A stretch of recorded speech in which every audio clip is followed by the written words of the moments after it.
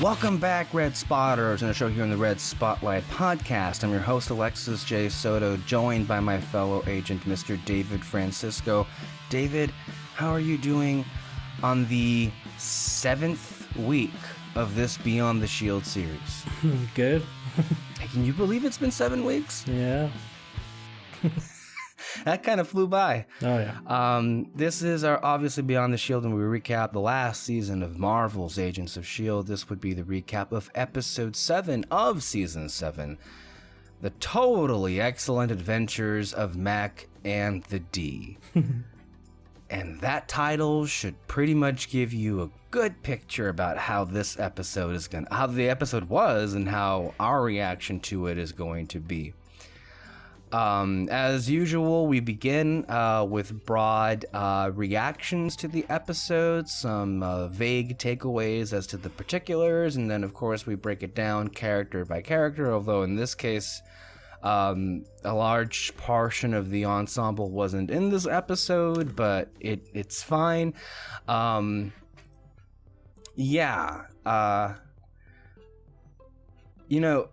we even get into the episode, look, this was, by and large, ridiculous, zany, over-the-top humor that S.H.I.E.L.D. can pull off so well. Mm-hmm. But it also included some pretty emotional moments between certain characters. And I don't know if it's beginning to hit me that this is the end, but I feel the countdown clock getting louder. And I guess some part of me was just in denial and I didn't want to think about it, but I'm not ready for this to be over. I really am not, because this show has been such a big part of my life, especially in like moments in my life that are not the happiest of times. And I think in this particular era of COVID, it's not a happy time at all.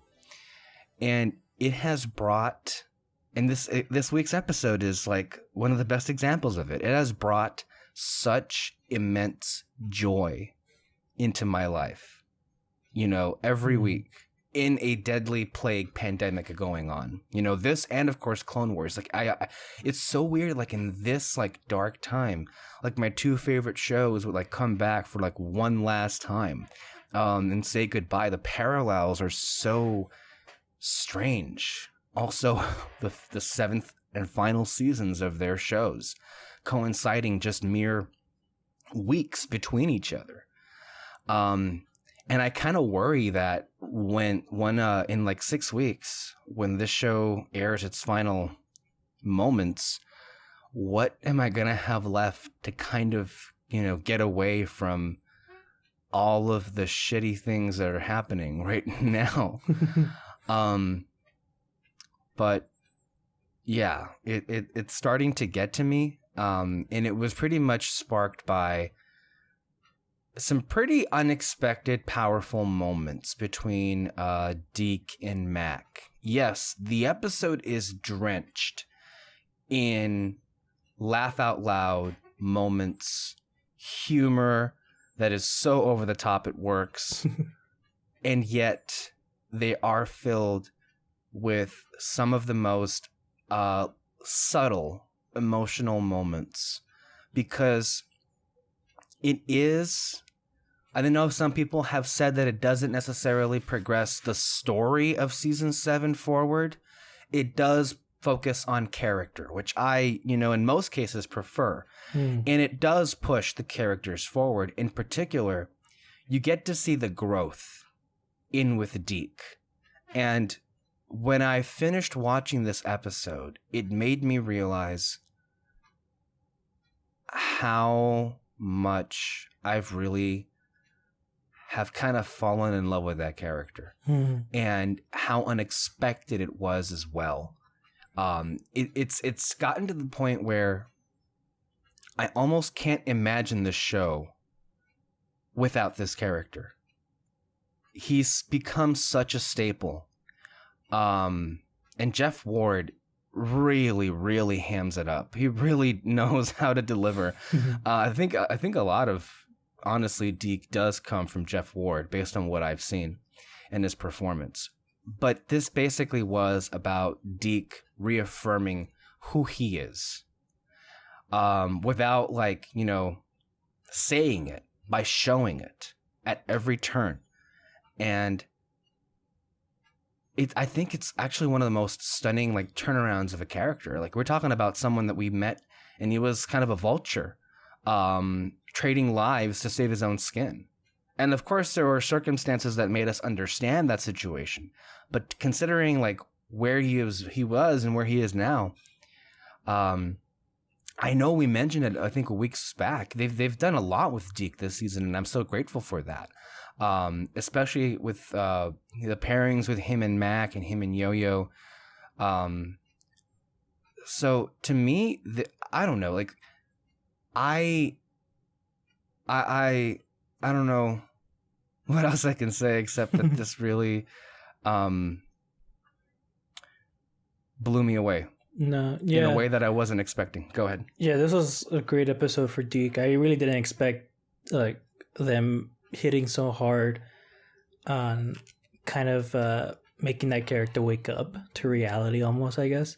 Mm-hmm. But also Mack, as sad as what he was going through,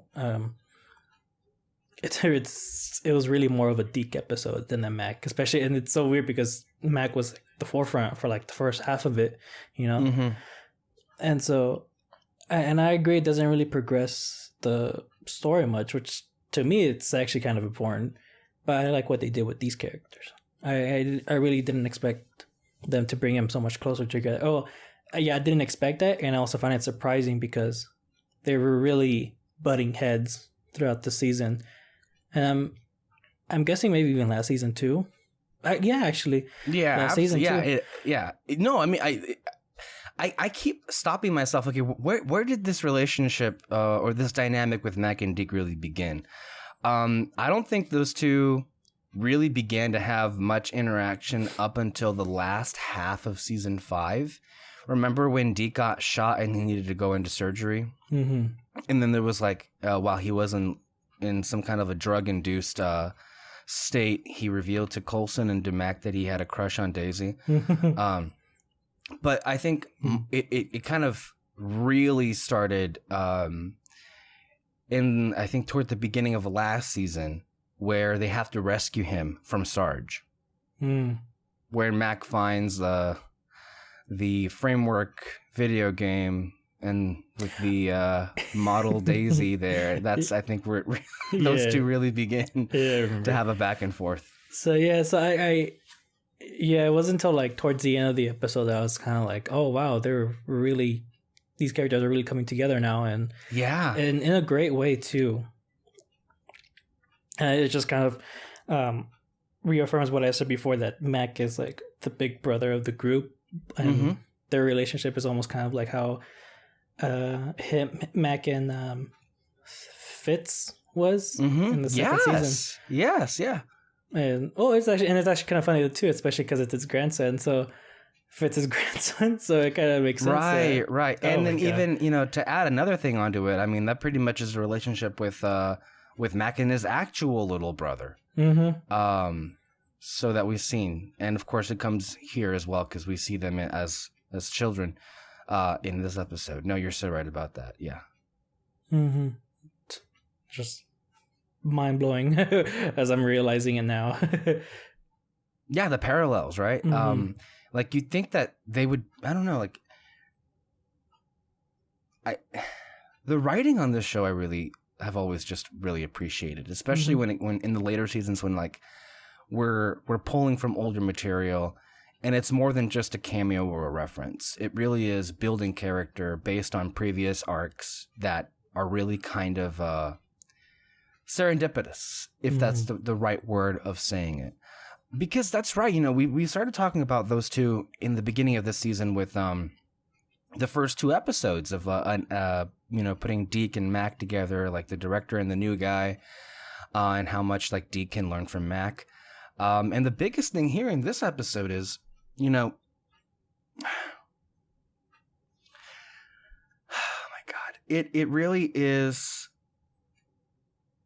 the culmination of Deke standing firm as an agent of S.H.I.E.L.D. And Mack finally accepting Deke as that and seeing the man behind a lot of the flash that he and pompous that he brings to his presence. Yeah. And I think that is the definition of growth. And even more to that, it kind of cements, their relationship as family almost, because, I guess we'll get to the serious stuff first and then we'll get into the fun stuff later. But we're going to go ahead and get into the actual particulars of the episode. And I want to go straight to this, but it never would have occurred to me that Deke would know exactly what Mack is going through. Because I just forget that, oh, that's right, his parents were murdered by the Kree. Well, his mom was murdered. His dad was murdered by his best friend, which is also worse. So he knows, Deke knows what it's like to lose at a young age as well. So it didn't even occur to me like that Deke would know what that was like off the bat. And then like you kind of reach all the way back to the beginnings of his character, and then you go all full circle and you use that information to inform what Deke can do. And I think you come to realize is that he has so much love. And what a really human thing to do, to take it upon himself. The mission took priority. And of course, he had some fun being a rock star along the way. I mean, the Deke Squad, come on, you got to have some fun in there too. But the most important thing was he took care of Mack and his younger brother. He visited them. He used what funds he had from the Deke Squad to enrich their life, literally speaking. And he formed a bond. Deke, which is like in the Mack Deke dynamic, Deke is a little brother. But in this situation, the little brother is basically the big brother to the big brother. You see what I'm saying? So like young Mack is now forming a dynamic with Deke, with older Deke.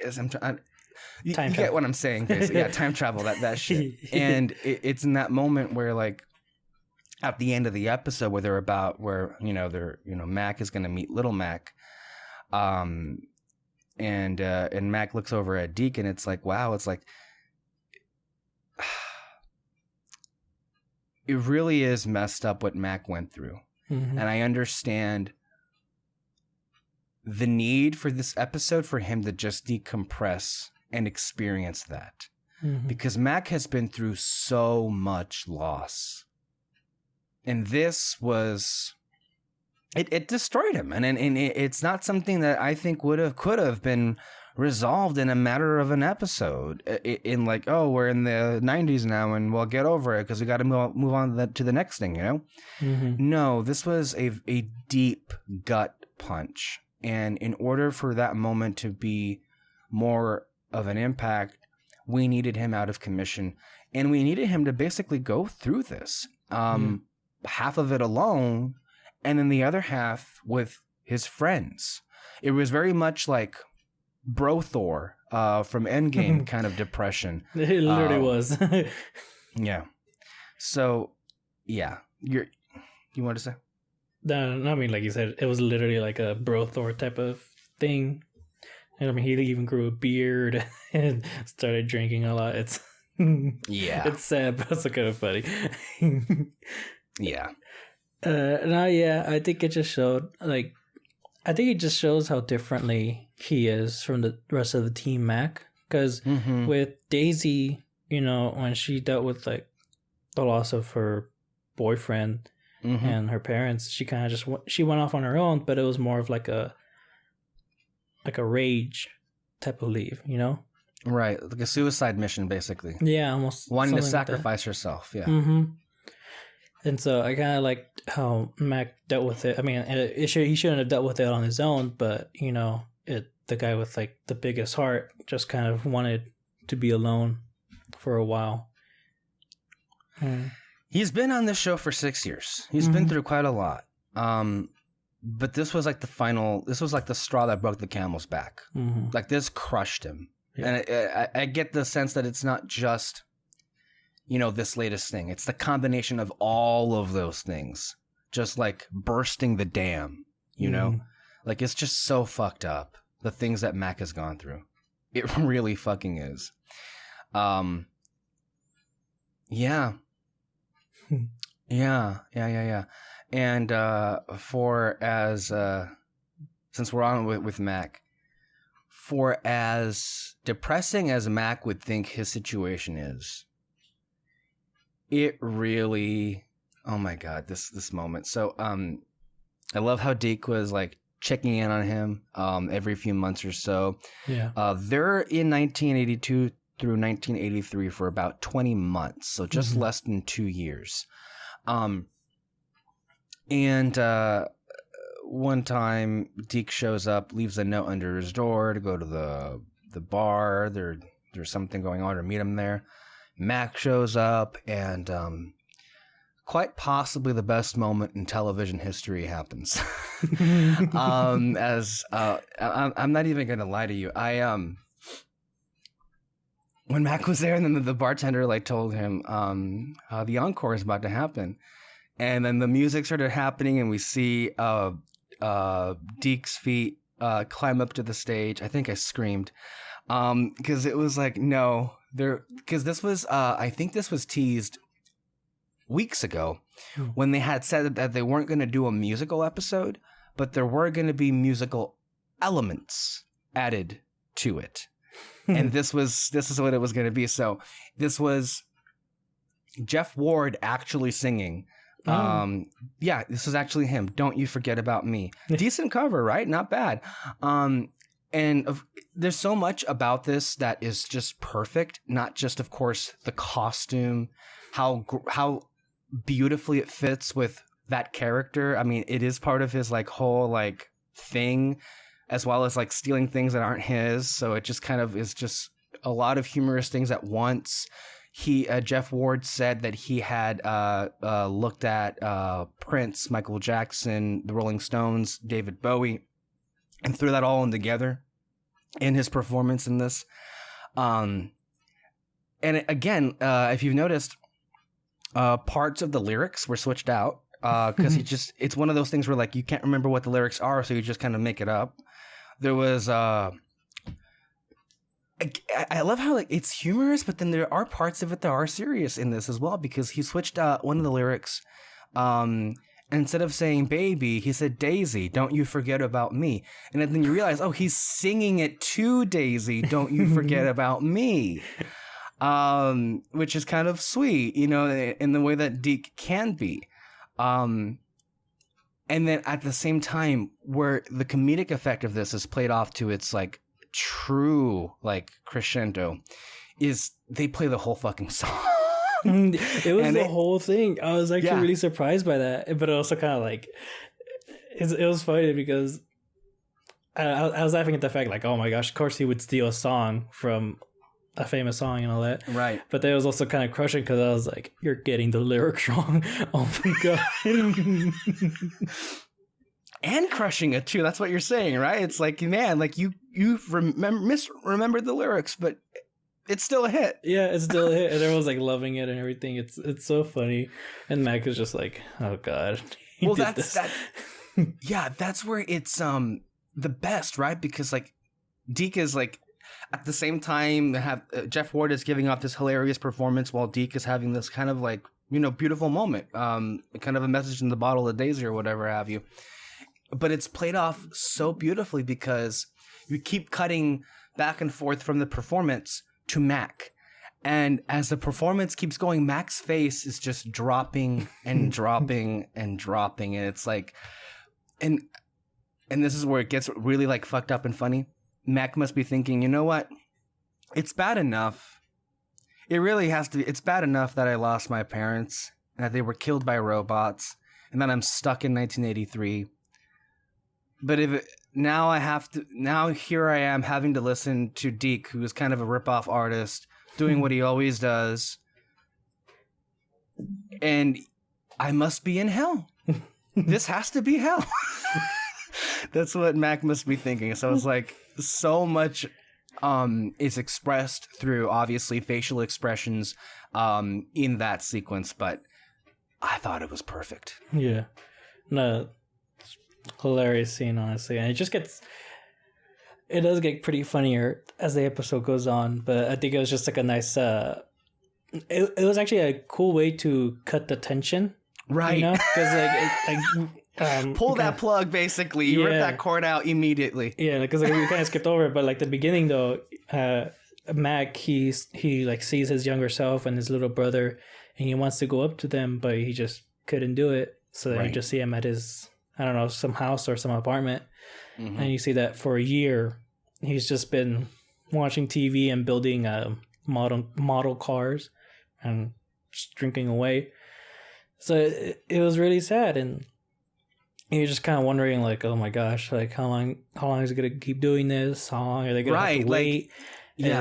And Deke, you know, he comes, and then when you see Deke, it's like, hey man, it's Christmas or whatever, or New Year's, was it 4th of July? And so you see the time go by. And so when he gets that paper from Deke telling him to go to the bar, you're kind of like, okay, great, this is gonna be the start. They're gonna connect somehow. But then you see the band going, you're like, oh, okay, then now we're starting the. It is kind of a switcheroo, right? Because like the title, the previews, you're expecting this episode to like start off the top with like, you know, all of this energy, but the beginning is so depressing. It really is. It's like, I mean, we have Mack visiting his parents' graves.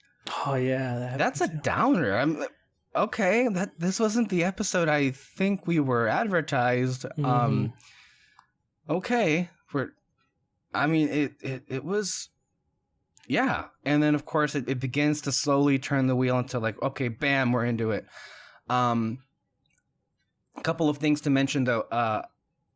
And there are so many Easter eggs and references in this episode that we'll get into, not just with 80s references, but also with past S.H.I.E.L.D. references. I didn't catch this personally, but from what I read on Twitter, so the model cars that Mack was working on while he was in like his depressed state, apparently those cars were mobiles that were featured in the past. So I think the same models as Ghost Rider's car, Lola Coulson's car, even though I didn't pick it up, I guess that was that. Maybe it was a different color. And I guess a van which was similar to Daisy's when she was introduced in LA. So even I don't remember seeing that, but evidently somebody caught it and it was like, oh, that could, you know, they do Easter eggs like that sometimes, and it's always appreciated. Yeah, I didn't really notice like what the cars were exactly. I just noticed that he was more using it to like pass the time. Right. I'm sure that would have been the reference, but didn't really pay attention. Yeah, I mean, but that's how sometimes Easter eggs work. If they're not super obvious, you kind of gloss over it. Yeah. Which to me are like my favorite kind of Easter eggs, rather than like, oh, it's that thing I know off the bat. Like, how could you not know what that thing is? But of course we have with Mack about to leave, basically rage quit that fucking performance. Deke comes up to him and reveals that the cover band is actually a cover, which I'm not going to lie. I mean, I love Deke, but we know him, and if there's anything or maybe that shows us how much we didn't really saw how much he grew by this point. But his thing kind of is a man out of time that takes advantage of the fact that he's a man out of time and builds an enormous success out of other people's accomplishments. That's kind of what his thing is. Which is like, it doesn't really matter what time Deke gets like thrown back into. He seems to kind of really easily assimilate. Really. But yeah. So it ends up being that this band, this cover band or whatever you want to call it, was a S.H.I.E.L.D. unit. That was I mean, it's funny. We have these wonderful, apparently it's out of the A-Team. The logo that is used to introduce the members is straight out of the A-Team. Makes sense. Film from the 80s. We have Roxy Glass with, oh my God, I should mention real quick, Bear McCreary is on fire this season. The music, especially, I love the synth, the 80s synths.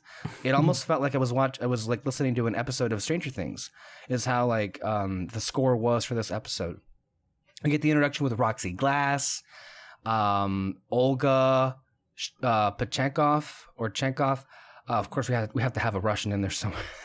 We have the Changs and Cricket, who is just a drummer. Not even aware that this is a S.H.I.E.L.D. unit. He's just a fucking drummer. I love that joke though. It's like, well, he's also a businessman. It's like, what does he do? Sell coke? Although I never see him drink it. And Mack's just like, oh God. That's a reoccurring thing with the character as well, is he is incredibly intelligent, but at the same time very, very naive and or oblivious to certain things like that. Coke. Like, maybe he does know what cocaine is, but since most people just say Coke, he may not distinguish between the two. Although I've never seen him drink it. The delivery of that is so hilarious as well. So it's like, oh my God, you just sell it every time. And then, of course, we then transition to the lighthouse, which just hilariously been converted into a party pad with a hot tub in tow as well. Yeah. I mean, at this point, I'm like, all right, I'm in with this episode. Let's do it. Because at this point, we're really just building and building and building every moment with, all right, how more ridiculous can we get? But of course, as the episode continues, we have the reveal of Coulson as a head in a TV. I always thought of so I've read the book Ready Player One, and so that one has to do a lot about the 80s and everything. And I was kind of hoping what they did with Coulson is like kind of what they did with this in the book, was that he the character had like an AI robot on the screen, and every once in a while he'll like start to like stutter or go static. So it'll be so like the robot would go, it's like, hey person, how are you doing? Something like that. And I was kind of hoping Coulson would do that. It would have been hilarious, but they did. From what I noticed, there wasn't that, but there was a slight delay with the tape. I think you would see it on the TV screen. It has like the effect as if you were to rewind the tape, because like Coulson is like in one position, and then he like abruptly moves to the next, like a cut, like a jump cut. So there is an effect like that. I mean, I was just kind of hoping they'll like exaggerate it a bit. Who knows? Right. I agree. No, but it is evidently a reference to something 80s that I'm not aware of what it is exactly. Again, there were many of those in this episode that I'm not too keenly aware of, but that was a reference to something else, almost like verbatim, like a lot of things in this episode were. But sure no, that is, yeah. No, I'm just saying, like, I'm sure it was. Okay. No, but Coulson, so just, surviving the events of last week's episode, his body was destroyed, but his mind, as well as Sybil, their minds were, I guess, stored on a flash drive. They kind of really gloss over it, but again, with the nature of this episode, who cares? It is what it is, and we're just gonna use it to move on. Yeah, Clark Gregg is basically. It's so hilarious. Like, they put him in a fucking TV the entire episode.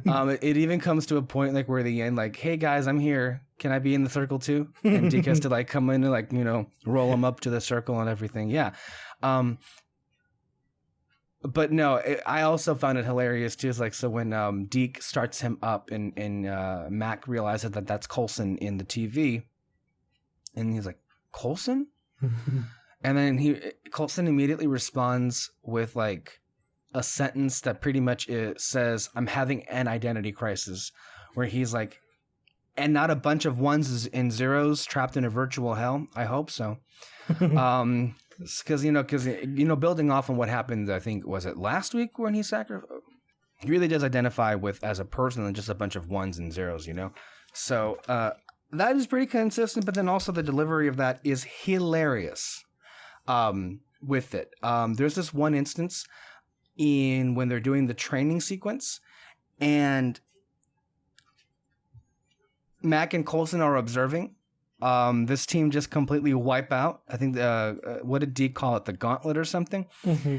And is the sun going down in your place? Is it what? Is the sun going down in your place? I think so. I'm sorry, guys. I was just distracted by like the light completely being like sucked out of David's room. There it is. Yeah, it's almost as if a massive cloud went over your house or something. Like the sun kind of has been blocked out. That's probably it, actually. We've been getting some rain or big clouds. Right. No, but they were watching the sequence, and of course it completely fails, and Coulson is just like looking at them like... So yeah, it's little touches like that. Again, other references. Apparently, Cricket used the TV for some inappropriate home videos. Oh yeah, I forgot about that. Yeah, man. At this point, we're just gonna be talking about things that made us laugh. I mean, it's just so many good like jokes in here.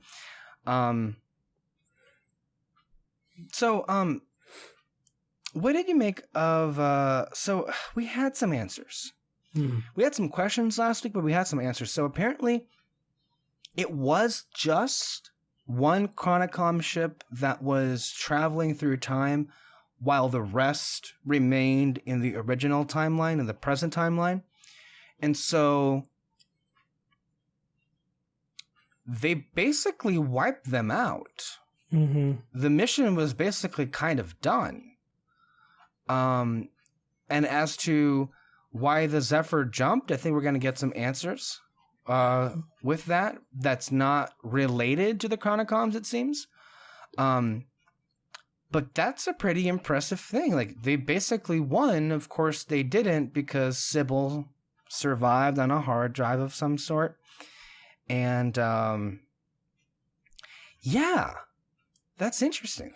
I didn't expect that. I would just assume that they would send another ship back in time. Yeah. But I guess, does that suggest that there is no communication between the Chronicoms in the past and in the present? Or do they know that Sybil is still around and that she'll take care of it? Probably that. Sybil's still around. Because, I mean... Because we saw at the end of the episode, her, like... I think it was their time machine, right? Or it wasn't the time machine. It was the timeline. Oh, okay. All that ever will happen was right there, and she gave it to Nathaniel Malik. Yeah, and that's what I was gonna say. So because she had like tie-ins with Nathaniel Malik, maybe they figured out a way to send more hunters. Or communicate with the hunters that she's fine, or she could still go on with the mission and all that. So like how Sybil ended up the same way as Coulson. I know, right? It would have been funny if they met face to face. It's just two screens. Yeah. So Nathaniel Malik is back. So it seems as if we're going to commit to a Malik all throughout the season. It seems like we begin with young Malik, and then we age up to old Wilfred Malik, and now we have Nathaniel Malik. Which, you know what, I'm actually kind of excited about this because he was really fun villain. He gave a really big presence off in the short time that we saw him last week. So I'm excited to see how demented this gets, especially with how sick it gets. Yeah, especially with Daisy's powers. Okay. Sybil said last week, she could have been lying, of course, but she said last week that there was only a 22% chance of him succeeding in successfully transferring over her powers. He did, but did they last? Okay. I don't know. Okay, that's because I didn't think of that. Some people have suggested that perhaps it was too easy based on one biotransfer fluid that he would have them permanently. I know that when Dr. Whitehall took...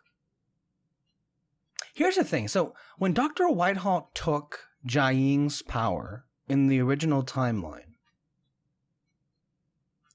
I didn't take it that he had that permanently, and he took everything from her. But then why couldn't he keep sacrificing, I guess, whatever Hydra grunt, and then make himself even younger? Like, I guess my question is, when he took Jiaying's power, was that a permanent thing? Or was it just a one-time thing? Even when Whitehall was able... And at that point, Whitehall took everything. He chopped her up to pieces. Yeah. What was Jiaying's power, though? That she just never aged? No. Jiaying's power was she can remain young, but she would have to basically suck the life out of somebody else. Remember that her thing was... She could touch you and suck your life, and your body would turn into this dark husk and then just drop. That's how she would stay alive for so long. They said that an elder of the village would sacrifice themselves so that Jiaying would live on and continue to look after the Inhumans. Okay. But it wasn't like her power was obviously permanent. Yeah. But Whitehall...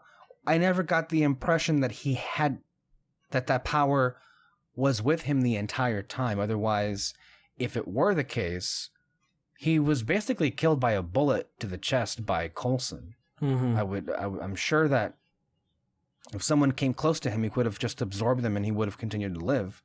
So the point is, we don't know 100% like how this works. And even if it does work the way that Whitehall intended, we don't even know if you get that power forever and ever. Yeah. So it could have been the case that Nathaniel had the power, but then it's dissipated.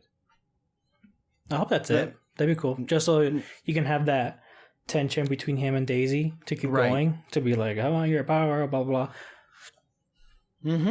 That's going to come back for sure, it seems. God damn. She must be kicking herself for not shooting Malik in the beginning of the season. And that probably will be getting worse as the weeks go by. But yeah, that is a wonderful team up. And excited to see where it goes forward with that situation. But back on the main group here with this episode. Look, I think they all had pretty fun moments. You know, Roxy Glass kind of like...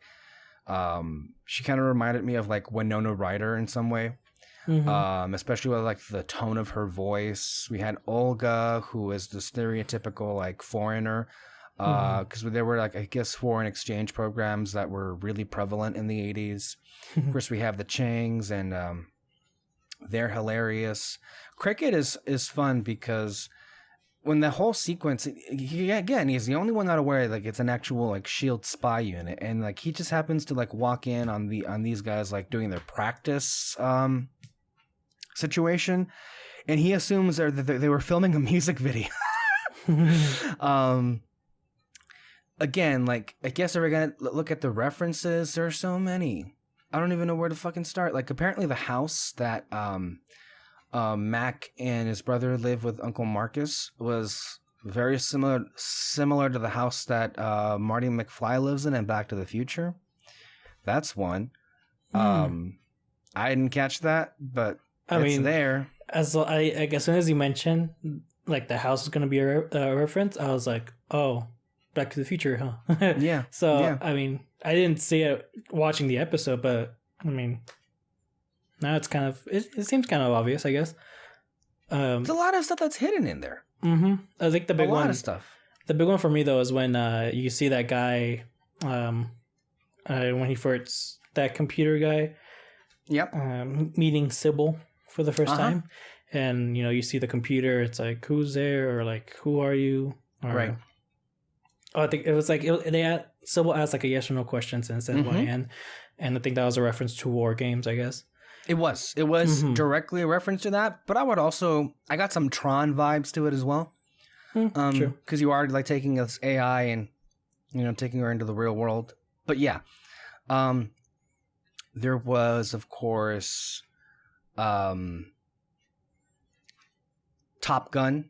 So in when Deke and the team are doing the Gauntlet training session, they're all wearing like these airfighter uniforms, and with the shades and everything, which is very much reminiscent of Top Gun. There was this wonderful camera movement where like Deke was like the gauntlet, and then like it zooms into his face or something. So okay. There's that. The entire episode, especially in the second half, becomes a direct homage to the classic horror film Chopping Mall, which, if you remember, Mack referenced all the way back in season 4 in the episode Broken Promises, where Ada was unleashed by Radcliffe to break into the base and capture the Darkhold. That was the episode where like Mack and Yo-Yo were dropping all of these like 80s like robot horror references, and Chopping Mall was one of them. Holy shit. That's a deep cut for S.H.I.E.L.D. Oh my god. Yeah, and like what I sent you that tweet of one of the critics who was like, and you begin to realize how kind of perfectly recreated that movie was in S.H.I.E.L.D. with the design of the robot itself. Yeah, very of the robots that the guy builds for Sybil and the other hunters. Very much looks similarly to the one from Chopping Mall. I think the most overt of references to Chopping Mall was like into 80s gore in general. I've never seen so much blood on the show. Oh my god, I was gonna say that this is to me the funniest thing about the episode. Honestly, I was laughing because I mean, especially with that one woman that Cricket was with. He brought to the base, and like she's just like, Cricket's dead, and then all of a sudden like she gets pulled away, and like you see the blood splatter on the wall, and they're just like, oh my god. I was like, oh my god, is this worth like how the heck do they get more intense now with their deaths? It's literally straight out of the movie Chopping Mall as far as to how it's constructed and in terms of how it's portrayed. Like you have I think 3 big ones. The first one was when Sybil kills off the nerd guy that brings her back to life, and it was whoa, like it was like basically like a machete to the stomach, and then of course like rips everything out, blood splatters even on the camera. It seems like, so it's like oh okay, we're doing this. But you're right though, that moment consistently makes me laugh so much because it was like, Cricket's dead, and then Deke is like, Cricket? Who would want to kill Cricket? He was a saint. And like the way that Deke says it so hilariously, and then of course the fucking robot just like snatches her out of the way and kills her with like a wonderful amount of like gory blood on the wall, and then also for an excess, it's so excessive, like a pool's worth of blood just like splattering on the floor. It's like it's so over the top that you know exactly what it's borrowing from. It was so beautiful. And then to make that moment even better, this is where the Changs can come in. So when the robot appears in front of them, and then like he asks, I am lost. Can you help me? And the Changs are like, one of them goes and whispers, I think it's a trick.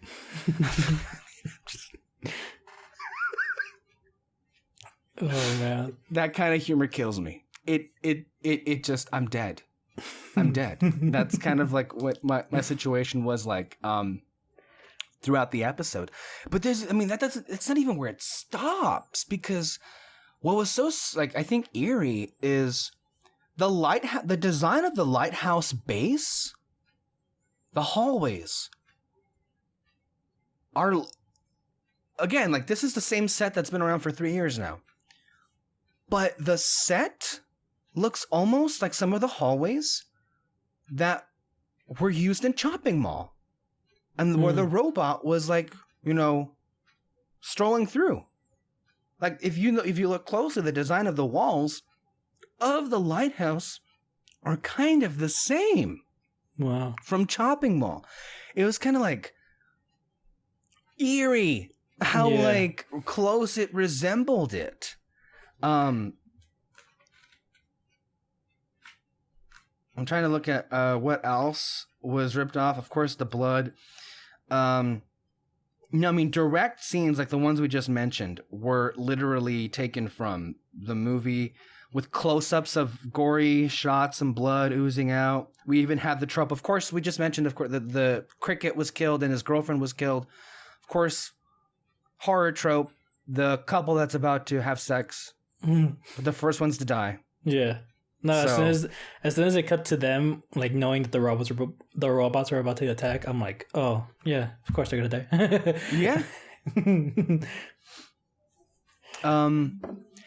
Of course, they dropped a hilarious Doctor Who reference, exterminate. Oh yeah. I don't know. You didn't catch it. Oh, come on. No, I don't know. I caught it. I just forgot about it. Oh my god. I really laughed out loud about. Oh my god. I couldn't believe they actually got it in. If anything, it was like, can he say that? Can he legally say that? Like, I know, right? I mean, again, like Doctor Who is technically from the 60s, but they were big in the 80s, at least the early 80s as well. Mm-hmm. And of course, Daleks they're synonymous with Doctor Who. They're the main nemesis of besides the Master, but you know what I'm saying. It was also just so random. Like, the Chronicom's like, what? Exterminate? Like, this is where, like, you have to remember the episode begins with, like, Deke recalling the episode. So you have that like trope of like the unreliable narrator, and this could be an example of like Deke over exaggerating a moment or an instance in the episode, with the whole exterminate thing. Beautiful. And then of course this one I hope you caught it, because they really wanted you to like. They put a lot of emphasis on this moment. So when Roxy and Mack come back to the control room and they take out the first bot, and then Mack finally like steps up to the plate and reconciles with Deke, like he reaches out his arm for like a bro handshake or something, and the music builds up and you know where this is going. And I've seen so many reactions where people were like, come on, do it. And then Deke comes up, he shakes his hand, and like straight out of the Predator, Arnold Schwarzenegger and Carl Weathers, it's that same like handshake that you see, but then like absurd amounts of like 3 close-ups and cutaways to the emphasis of that moment. It was... I died. That was just how, at that point, I don't know how you can top that, you know? I didn't see it as like a Predator reference. I just kind of thought that like the way they shot it, because you see like 50 different angles of the handshake. I kind of thought that was more of like a, kind of like the way we think how cheesy the 80s was, being like, right. Mm-hmm. It wasn't. I mean, Predator wasn't the only movie to have things like that, but I do remember that in that movie there was a very absurd close-up. Yeah. to Carl Weathers and Schwarzenegger. Yeah. So, no, but I mean, of course, there's so many other like 80s like tropes. The fact that there's a team. How many teams are there in 80s movies? And the trope of like failing at the mission the first time and then succeeding the second time. Only they do the exact same thing, but only this time they believe in themselves. That was the only thing that changed, but of course, it builds to it. Of course, we shouldn't have to mention that, of course, the Simple Minds song, Don't You Forget About Me, is from the 80s, from Breakfast Club, so that's thrown in there as well.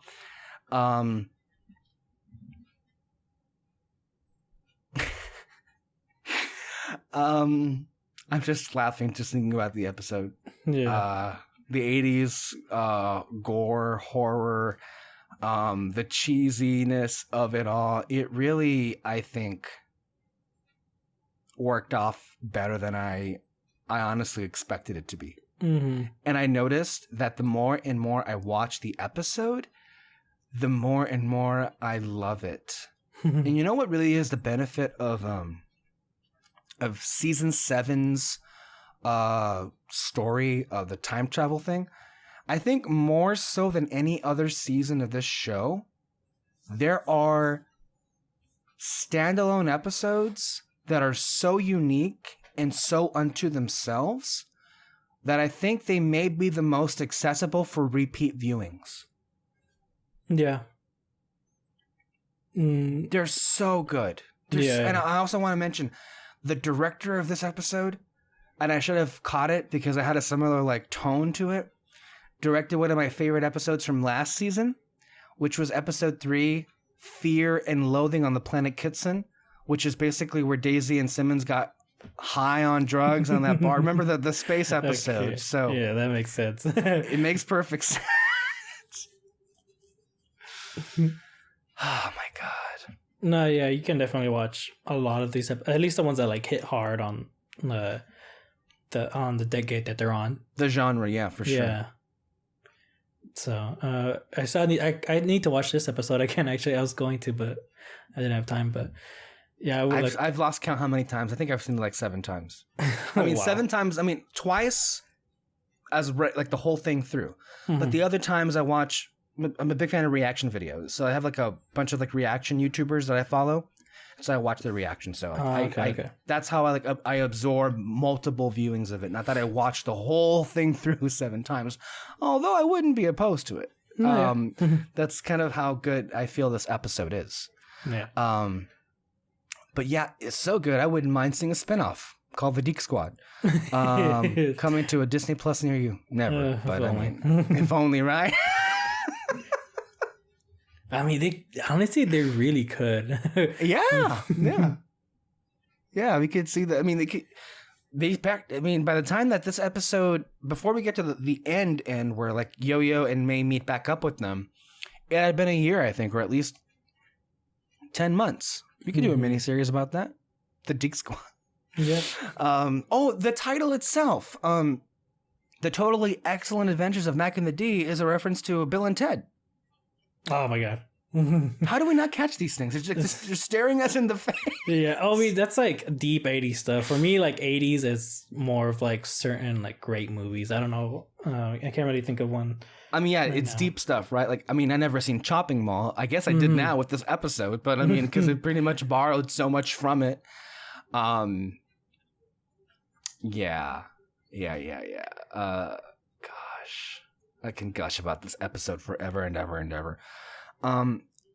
Did you have anything else to say about this, or do you want to move on to the preview for what's coming up this week? Well, just talking about the ending. I liked. Oh, that's right. I forgot the ending. Yes. Yeah, I liked when the group finally met up. Which I said last week. I don't think we're gonna focus a lot on what the other team is doing with like Daisy May. I think they're just gonna skip through the year. And it was nice seeing Mack and Yo-Yo together again, and him reassuring her it's like, I'm good. And he's taking Deke for it. It's nice. And then May going up to Coulson and being like, you're alive. And he's just kind of like, do you guys have another body for me? That moment was so good too, especially with May and Coulson, because I mean, I don't know. I think May may be getting her emotions back a little bit. She's feeling more and more herself every week. Mm-hmm. So maybe, I don't know if like I don't think it's wearing off, but maybe she's learning to maybe feel some things, because that was cold. I mean, that was like traditional cold May, when it was like, you'll just have to find out if Simmons like builds you another body. And yeah, I love how May was like, not at all. She didn't even flinch when she saw Coulson. I'm going to assume that when the Zephyr jumped back, I guess they're in 84 now, or late 83. I'll say 84, I guess, maybe. When they jumped into 84, I would assume that they contacted the lighthouse, maybe. I think so. And because like they already know that Coulson is there and that Simmons had instructions to take his hard drive back to the Zephyr. Yeah, but I wonder if May, because when Coulson sacrificed himself last week, and the last thing he says to May is, "I hope you're right about this next part." I thought he was talking about like, "I hope you're right that I'm going to come back somehow." Is it possible those two discussed Coulson saving himself on a hard drive? But I guess the odds of that would be really, really low, right? Like, that would be, but I guess it would just be more, I guess, cosmic that May would accurately predict that Coulson is just never going to die. Yeah. So it's like, hey, Coulson, you're alive. See what I mean? You know, something like that. Yeah. So yeah, that was this episode. And it looks like we're heading in for a lot of stuff this week.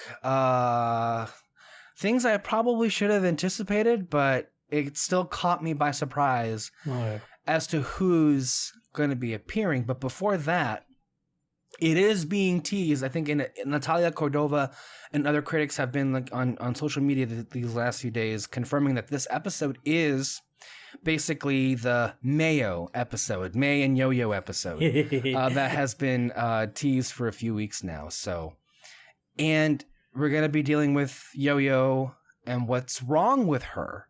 And who better than to help her figure that out than the guru of all Inhumans, Jia Ying. What the fuck? Oh man, oh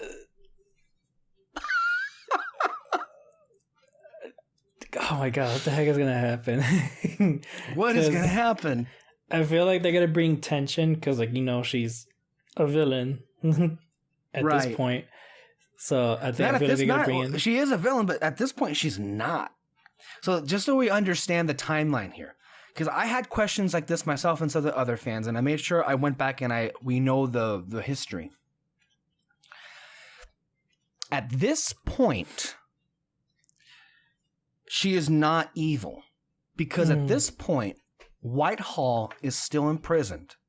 He has not been released by Hydra, and they did not go back to the village, and she was not captured and cut into or experimented on, which led to her remains being found by Cal and her being sewed back up. At this point, Daisy was not only born, she was not even conceived.